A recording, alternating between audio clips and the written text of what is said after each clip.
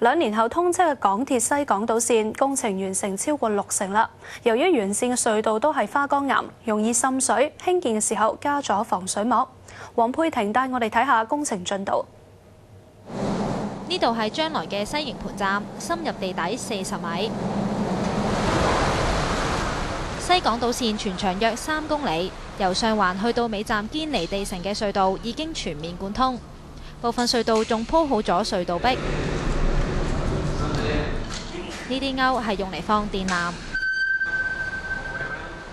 車站採用咗特別嘅設計，隧道同站頂都係拱形，咁做可以減少混凝土同岩石對隧道造成嘅壓力。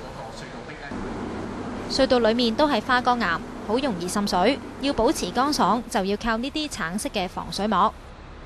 Rock inevitably is permeable. Water can come through the rock. We have a design in terms of our concrete lining that would keep the water back, and then we pour the concrete directly to it. That gives us the assurance that the tunnels won't leak for many, many years.